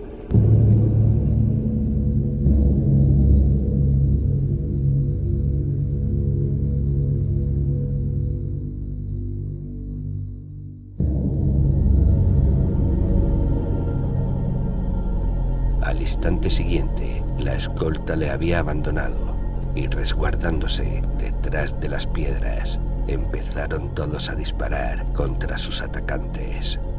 Lord Ruthven y Aubrey, imitando su ejemplo, se retiraron momentáneamente al amparo de un recodo del desfiladero, avergonzados por asustarse tanto ante un vulgar enemigo que con gritos insultantes les conminaban a seguir avanzando y estando expuestos al mismo tiempo a una matanza segura si alguno de los ladrones se situaba más arriba de su posición y les atacaba por la espalda.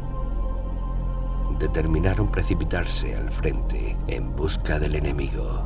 Apenas abandonaron el refugio rocoso, Lord Ruthven recibió en el hombro el impacto de una bala que le envió rodando al suelo.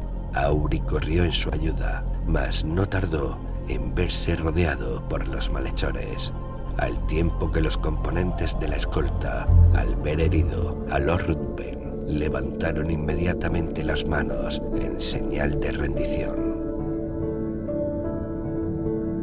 Mediante la promesa de grandes recompensas, Aubry logró convencer a sus atacantes para que trasladasen a su herido amigo a una cabaña situada no lejos de allí.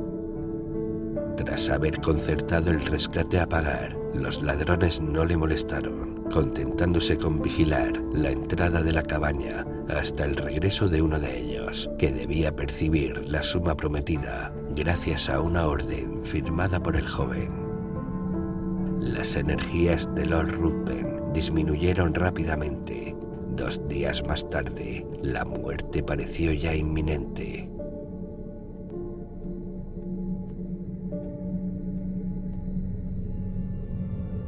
Su comportamiento y su aspecto no había cambiado, pareciendo tan inconsciente al dolor como a cuanto le rodeaba.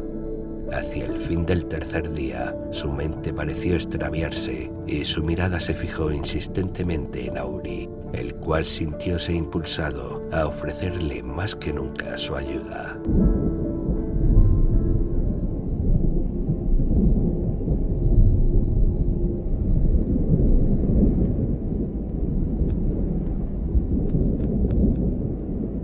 Sí, tú puedes salvarme, puedes hacer aún mucho más. No me refiero a mi vida, pues temo tan poco a la muerte como al término del día. Pero puedes salvar mi honor, sí. Decidme cómo y lo haré, asintió Auri. Es muy sencillo, yo necesito muy poco. Mi vida necesita espacio.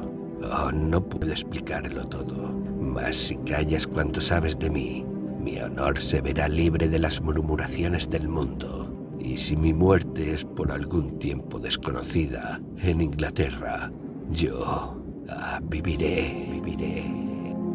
Nadie lo sabrá. ¡Júralo! Exigió el moribundo incorporándose con gran violencia. Júralo por las almas de tus antepasados, por todos los temores de la naturaleza. Jura que durante 1 año y 1 día no le contarás a nadie mis crímenes ni mi muerte. Pase lo que pase, veas lo que veas. Sus ojos parecían salir de las órbitas. Lo juro, exclamó Auri. Lord Ruthven se dejó caer sobre la almohada, lanzando una carcajada, y expiró.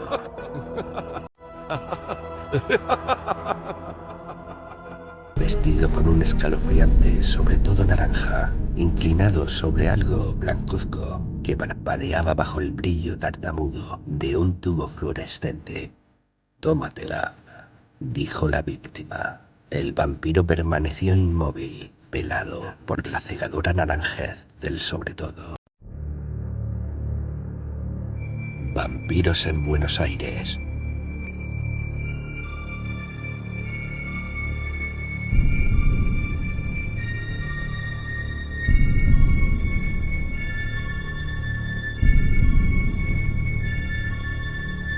¿Existen los vampiros en Buenos Aires? Esta es la pregunta que atormentaba las tardecitas de Arturo, artista plástico y empleado de un hotel del barrio de Constitución. Decidido a ser el primer artista en pintar un vampiro real, Arturo recorrió los bares más espeluznantes de la ciudad.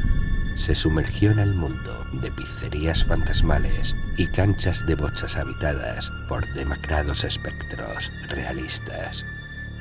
Cierta noche, mientras apuraba una caña en el bar San Dionisos, Arturo descubrió un panfleto anónimo ubicado en un mingitorio de aquel establecimiento. Decía así: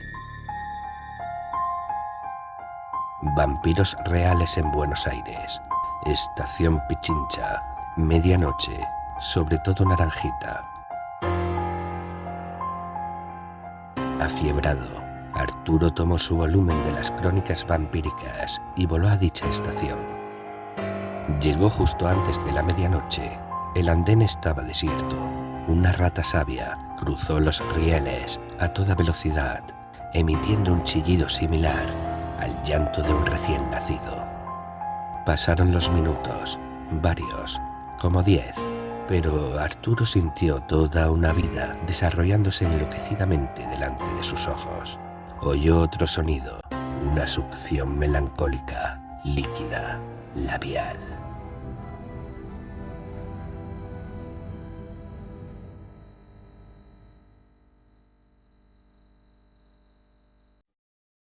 Su experiencia como encargado de hotel rápidamente lo trasladó hacia un sonido similar.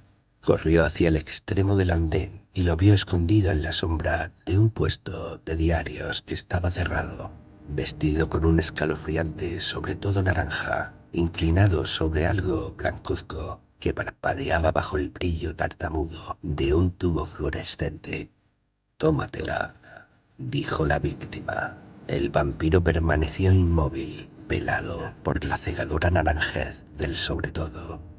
Arturo amagó a sacar su estaca, que pendía rígida del cinto. Dudó, se aclaró la garganta y se lanzó sobre los amantes.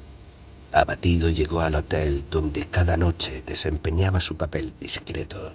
Arrojó el libro sobre la mesita, se sirvió un café, bebió y advirtió la marca roja de sus labios sobre el borde de la taza.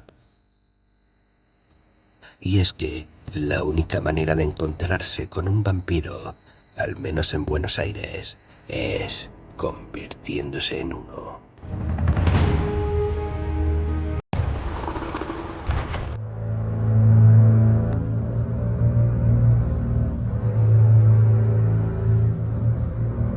Descubren el final inédito del Drácula de Bram Stoker. La obra clásica de Bram Stoker, Drácula, tuvo un impacto decisivo en la novela de vampiros tal como la conocemos, influenciando a muchos y estableciendo reglas específicas que toda historia gótica sobre hematófagos debe tener en cuenta para ser considerada como tal. Sin embargo, la novela que todos conocemos no es la que Bram Stoker creó originalmente. El primer capítulo del Drácula original, por ejemplo, titulado El huésped de Drácula, no se incluyó en la primera edición por cuestiones de espacio. La novela funcionó tan bien sin ese episodio que ya no se lo volvió a incluir, salvo en ediciones especiales. Aquel relato es parte del diario íntimo de Jonathan Harker y cuenta sus primeras impresiones acerca del castillo de Transilvania y en especial sus relaciones clandestinas con las 3 novias de Drácula. Lo que pocos saben es que no fue este el único episodio eliminado de Drácula, también a último minuto, aunque esta vez por cuestiones literarias y no de disponibilidad de espacio. Bram Stoker resolvió eliminar el último capítulo de Drácula, el cual solo se conservó en el manuscrito original desde 1980 en manos de un coleccionista privado.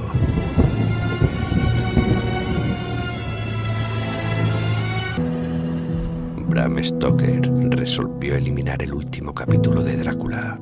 No se trata de un episodio particularmente largo, aunque sí decisivo.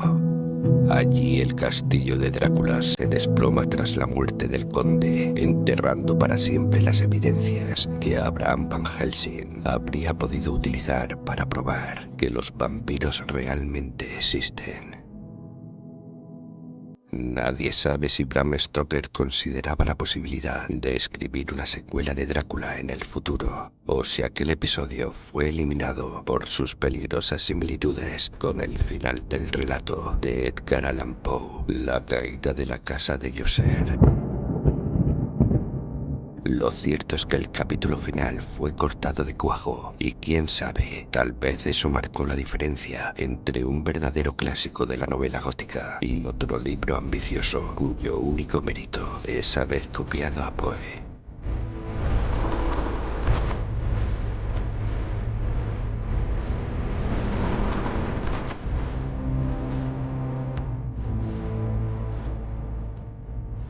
A continuación citamos algunos párrafos del final inédito del Drácula de Bram Stoker. Mientras mirábamos, llegó una terrible convulsión de la tierra que sacudió las piedras y nos hizo caer de rodillas. En el mismo momento, con un rugido que parecía estremecer el propio cielo, todo el castillo e incluso la colina que lo sostenía pareció elevarse en el aire y luego expandirse en pequeños fragmentos, mientras una nube de espeso humo negro y amarillo creció con una rapidez inconcebible. Cayó entonces una solemne quietud sobre la naturaleza, mientras los ecos de ese trueno informe se dispersaban en el vacío, como si los cimientos de los cielos temblaran.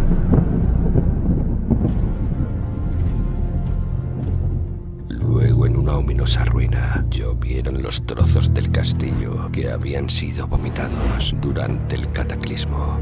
Desde donde estábamos parecía que el estallido de un volcán feroz había satisfecho la sed de la naturaleza y que el castillo y la estructura de la colina habían sido tragadas por el abismo. Estábamos tan horrorizados por la rapidez y la grandeza del evento que nos olvidamos de pensar en nosotros mismos.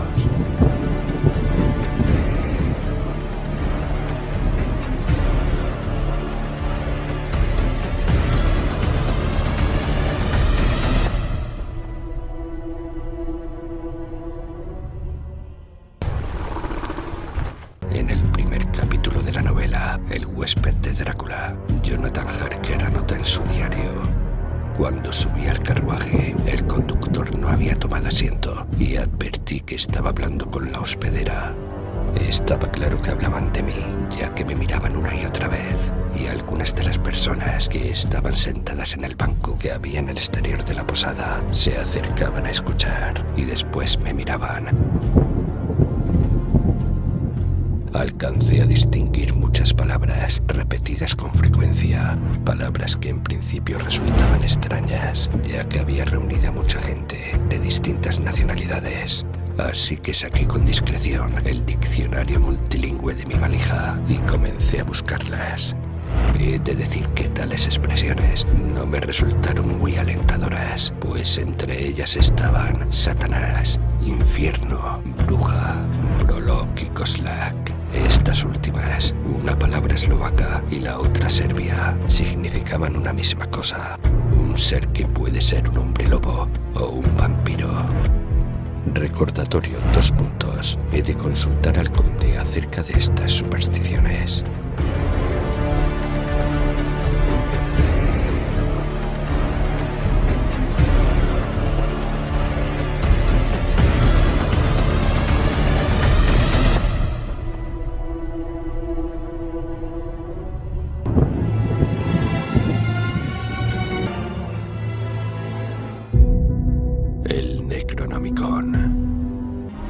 Esta mitología ya fue utilizada para organizar un sistema de creencias conocido como la Orden Tifoniana, la cual considera al Flaco de Providence como su profeta principal. Esta corriente no solo encuentra magníficas piezas de ficción en los relatos de Howard Phillips Lovecraft, sino más bien una serie de signos, de señales, de mensajes codificados emitidos por seres interdimensionales que el maestro de Providence captó de algún modo y tradujo en ficciones acabadas. La orden fue fundada por Kenneth Grant como derivado de la Orden de Templi Orientis, poco después de la expulsión de Aleister Crowley en 1947. La Orden Tifoniana considera que es posible invocar a los antiguos sabemos quiénes serían en realidad entidades extraterrestres, extradimensionales, de naturaleza biológicas y cuya agenda está más allá de la comprensión humana. La Orden Tifoniana considera que las pesadillas de Howard Phillips Lovecraft son la traducción de un lenguaje y una historia anteriores a la humanidad, incluso a nuestro sistema solar, y que los mitos de Cthulhu y esencialmente su acercamiento al horror cósmico son un intento de llevar al plano mental un universo mucho más complejo de lo que pensamos.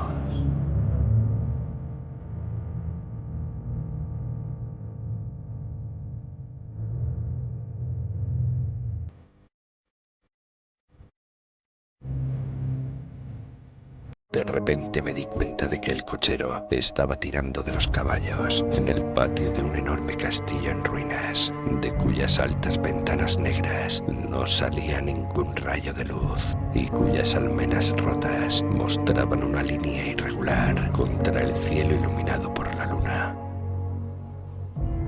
Durante los primeros días de su estancia en el castillo de Drácula, Harker se siente desorientado. No logra establecer un mapa mental del interior del edificio y a menudo se pierde, llegando a vagar sin rumbo hasta encontrar por casualidad su habitación. Por su parte, el conde ya ha decidido cómo hará prisionero a su huésped. El poder de elegir le fue arrebatado a Harker en el momento en el que cruzó el umbral del castillo. En ese punto ya es un prisionero.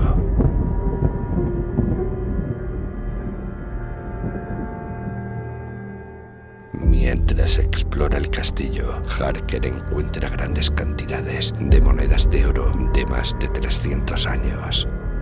Mientras entretiene a Harker, Drácula muestra varios aspectos típicos del villano gótico: orgullo por su herencia y linaje, cierta melancolía y un encanto hipnótico. Aunque Bram Stoker proporciona suficientes datos sobre su personalidad, deja una buena parte de Drácula en el misterio. A medida que Van Helsing revela parte del pasado del conde, este adopta el aspecto de una figura legendaria. En vida fue un hombre maravilloso, soldado, estadista y alquimista. Tenía un cerebro poderoso, una erudición incomparable y un corazón que no conocía el miedo ni el remordimiento. Se atrevió incluso a asistir a las Solomons y no hubo rama del conocimiento de su época que no ensayara. El lugar del castillo que más enfatiza la sensación de encierro es el dormitorio de Jonathan Harker. Todas las noches, Drácula advierte a su invitado que no salga de su habitación y mucho menos que merodee por el castillo. Déjame aconsejarte, mi querido joven amigo.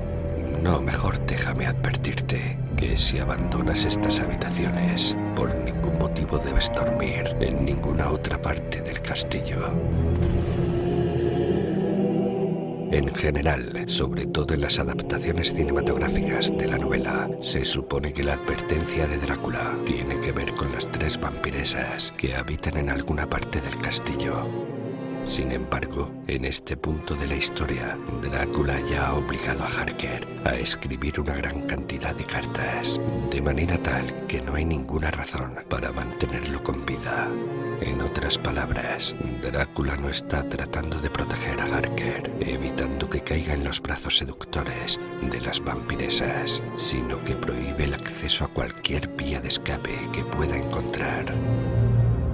Harker ya sabe que es un prisionero y no tiene más remedio que obedecer las órdenes de Drácula. No tanto porque el conde le resulta amenazador, sino porque el castillo ejerce una extraña sensación de desorientación. Harker está solo, aislado y perdiendo lentamente la cordura. Más adelante, Harker sucumbe a un atípico impulso erótico cuando aparecen las mujeres. Las 3 tenían dientes blancos y brillantes que resplandecían como perlas contra el rubí de sus labios.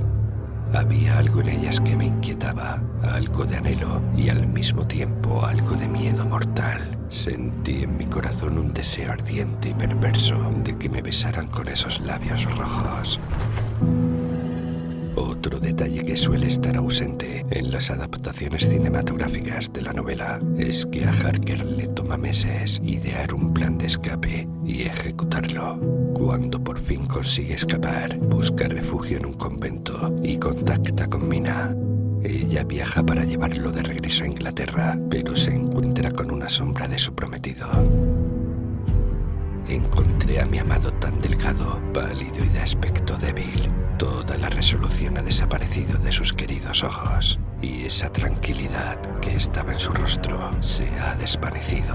Es solo una ruina de sí mismo. Incluso después de escapar, Harker todavía está traumatizado y se podría argumentar que Drácula todavía lo tiene prisionero en el castillo. Tal vez no físicamente, pero sí emocional y mentalmente.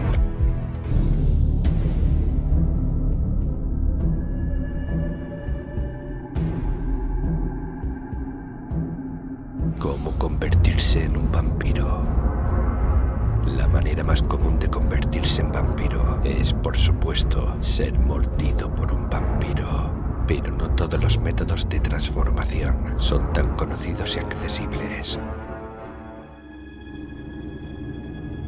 Algunos de hecho son bastante complicados de comprender, ya que resulta prácticamente imposible establecer un vínculo entre ciertos hechos y actos, en apariencia inocentes, y su naturaleza como disparador de una transformación vampírica. En Hungría, por ejemplo, se condenó a una mujer en el siglo XIII por haber concebido durante un Viernes Santo y luego destetar al bebé prematuramente. Como todos sabemos o simulamos saber, esta es una clara señal de que el niño se convertirá en un vampiro. Pero la sucesión de incongruencias continúa, aunque algunas mantienen algún atisbo de racionalidad.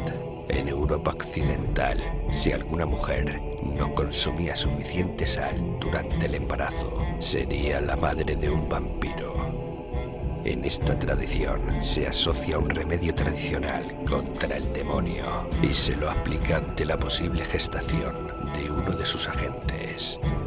Pero las formas más populares de convertirse en vampiro estaban vinculadas a lo irreversible, el suicidio y la brujería, actos que en la mayoría de los casos eran vistos como una condena eterna para el alma humana.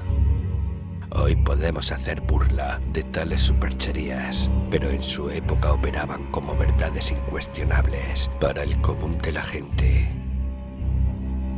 Durante el reinado de la Inquisición, donde se quemaron a miles de personas, basándose en principios y argumentos absurdos, el clero había asignado a un asistente para todos los verdugos de Europa, cuya tarea consistía en evitar que las brujas y los magos negros se apropiaran del semen que brotaba de los condenados a la horca, el cual era utilizado en distintas pociones, ungüentos y filtros amorosos, con el único fin de conseguir que los muertos se levanten de sus tumbas.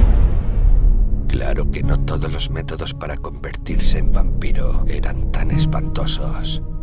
Por ejemplo, los errores gramaticales del latín. Recordemos que durante la Edad Media y aún en épocas posteriores, la educación de los monjes y sacerdotes no era particularmente profunda. Muchos de ellos pronunciaban un latín incomprensible, aprendiéndolo por fonética y repetición, sin entender realmente lo que estaban diciendo. A veces un error involuntario en un enunciado sagrado podía, según la creencia popular, hacer que el cadáver de alguien sin máculas en la vida mundana se levantara del sepulcro y comenzara a acechar a sus familiares y vecinos.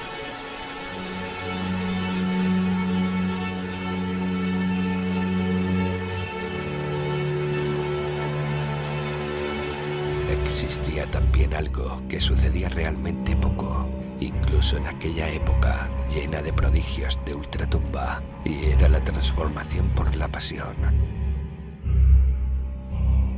El vampiro que se convierte a sí mismo mediante la pasión no tiene nada que ver con maldiciones adquiridas, ni como consecuencia de oscuros ritos y abominables salmos al amparo de la noche, sino de un llamado de la sangre, algo predestinado en su ser, como si en los espacios más insignificantes de su alma se agitase un germen que lucha por salir a la superficie. Un algo sin nombre que flota sobre la conciencia y reclama de ella el máximo sacrificio, renunciar a la humanidad para integrarse a los ejércitos de la noche. Este raro tipo de conversión en vampiro promueve la idea de que existe un alma de los vampiros, que algo insustancial pero poseedor de una fuerza irresistible late en el corazón de algunos humanos con capacidades extraordinarias.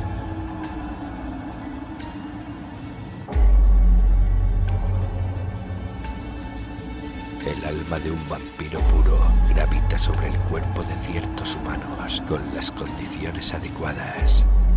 A menudo practicantes del ocultismo y el esoterismo más escandaloso, influyendo primero en sus pensamientos, luego en sus actos, avivando sus deseos más inconfesables y agudizando al extremo sus sentidos. Con el tiempo llega la derrota de la voluntad, tan inevitable como anhelada.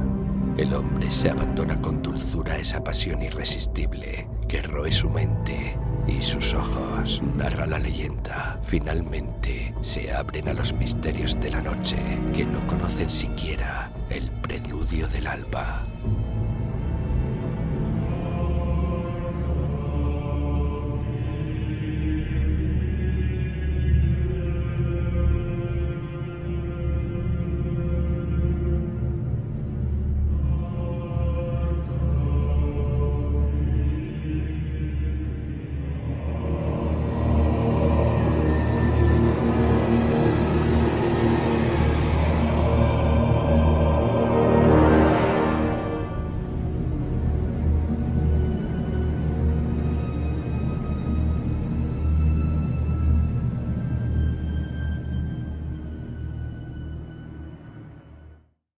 Soy un ser de la oscuridad, un ser de la noche, porque vivo en ella. Pertenezco a la tiniebla. Soy el ente que encarna todos tus miedos. Dormito entre ellos, pero en la negrura estoy despierto. Vivo entre las sombras. Soy el monstruo que se esconde mientras contempla la oscuridad. Soy un ghoul que garrapiña en los cementerios, el espectro que estertora en tu armario, el chirrido de una puerta en una mansión abandonada, la gélida brisa que se cuela en tu habitación y el consiguiente escalofrío. Soy la polilla que acude al atisbo, el incesante croar que te perturba. Una voz del más allá, un castillo encantado, un libro maldito.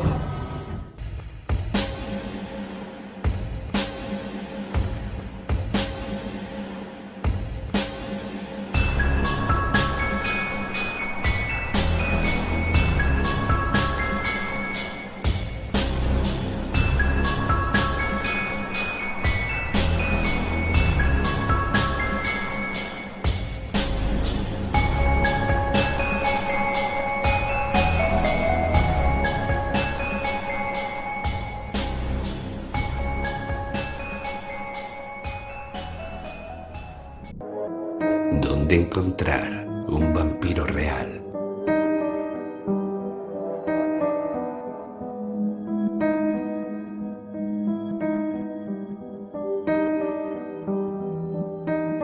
¿Dónde puedo encontrar un vampiro real? Nos pregunta la suscriptora de Uruguay. La respuesta sobrepasa nuestras posibilidades, de modo que, acompañados por Rodolfo Champetry, Javier Sanorini y un primo de Montegrande, cuyo nombre hemos olvidado, recurrimos al profesor Luano, especialista en asuntos relacionados con el vampirismo.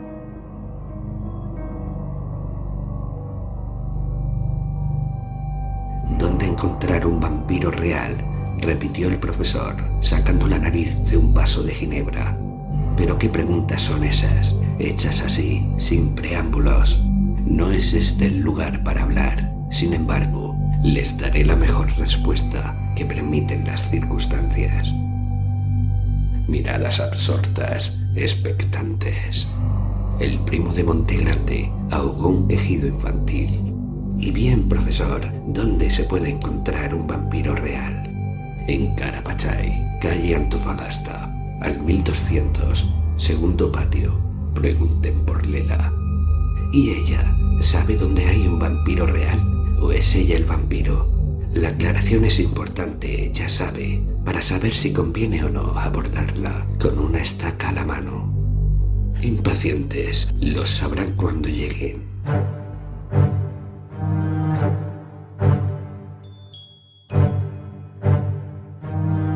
Y llegamos a la calle Antofagasta, al 1200, Carapachay, casi a la medianoche. Un perro lánguido nos observó desde atrás de un macetón. Sobre el portón metálico se veía la marca de una mano. Eran 3 dedos, rasgando la pintura oscura.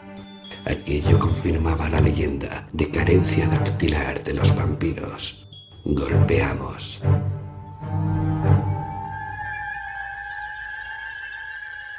Una señora obesa entornó la puerta. Desde adentro nos observó con recelo. Disculpe, buscamos a Lela. Nos han dicho que aquí pueden decirnos. Ya sabe, dónde encontrar a un vampiro real, dije. Entren, dijo ella haciendo las caderas contra el portón. Ven aquella piecita. La del fondo. Bien, entren y esperen. Y no enciendan la luz. Entramos. Una vez dentro de la piecita, oímos una voz, una especie de ronquido artificial, como la voz de un moribundo que elabora una frase fatal, determinante ante un auditorio de selectos deudos. Los vampiros no existen, dijo la voz. Existo yo. Nos precipitamos hacia la puerta en perfecto desorden. Alguien se tropezó con una silla. Luego se oyó una risa demencial.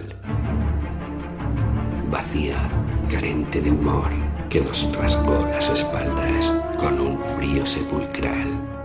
Al salir al pasillo, dando empujones, escuchamos otro sonido más gutural, acaso como el chasquido lúbrico de un estómago de proporciones abominables, inabarcables.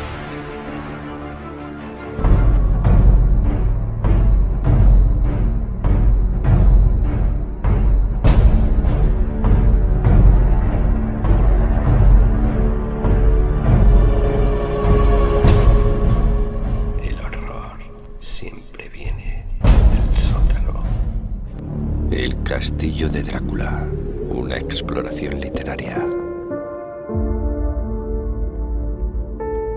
Los muros de mi castillo están rotos, las sombras son muchas y el viento sopla frío a través de las almenas y ventanas rotas.